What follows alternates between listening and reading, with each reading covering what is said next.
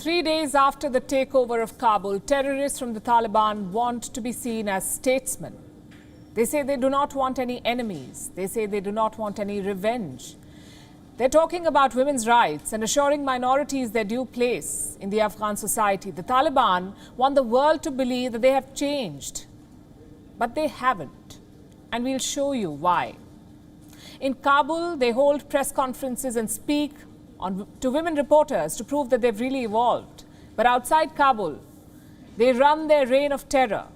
Let me show you some pictures from Jalalabad. Scores of people out on the streets. What for? To protest against the Taliban, to take down the Taliban flag, to unfurl the Afghan national flag. This is perhaps the first pushback against the Taliban takeover in Afghanistan. Do you know how they responded? The Taliban, who apparently want no revenge, who promise safety for everyone, opened fire on their fellow Afghans.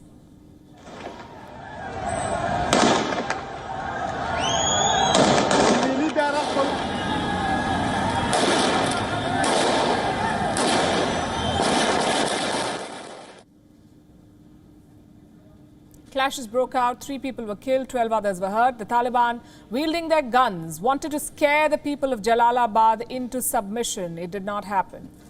The protesters managed to reach the city square. They took down the Taliban flag. They unfurled the red, green and black flag of Afghanistan. Look at this.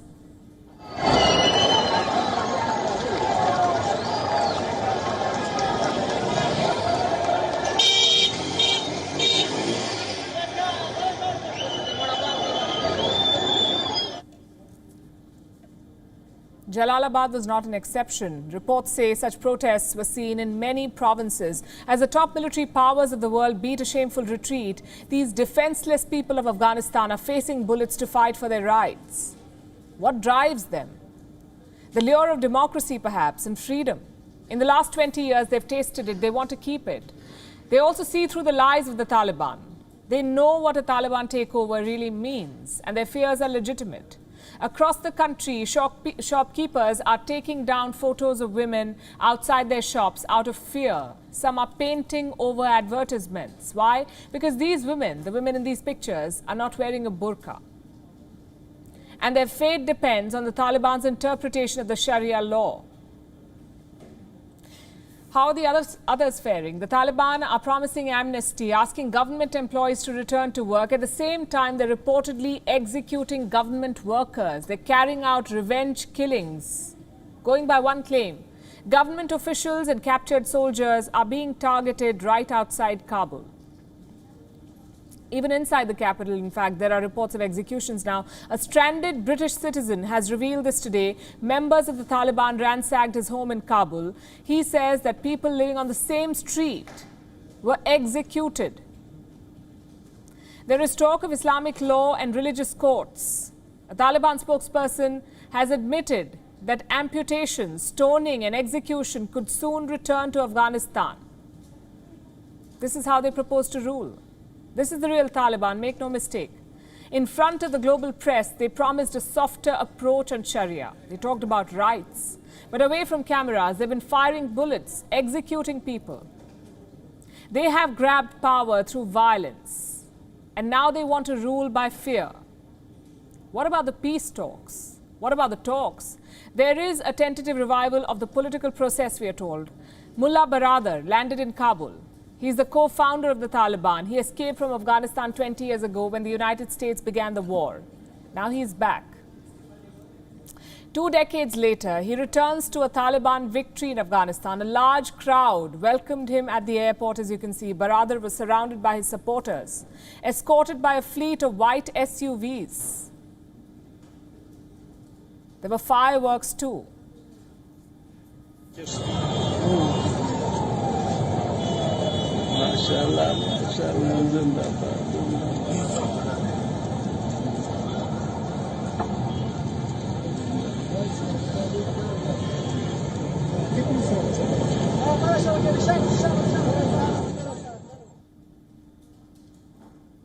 A hero's welcome for a terrorist leader. What explains this grand welcome? Baradar's prospects. He could well be the next president of Afghanistan. This man has served as the Taliban's governor for several provinces. This was in the late 90s. When the Taliban were overthrown, Baradar left Afghanistan and divided his time between a Pakistani prison and a luxury hotel in Doha. What makes him the top contender for presidency? Number one, he's a known face around the world. In recent years, Baradar has been the face of all the negotiations in Qatar.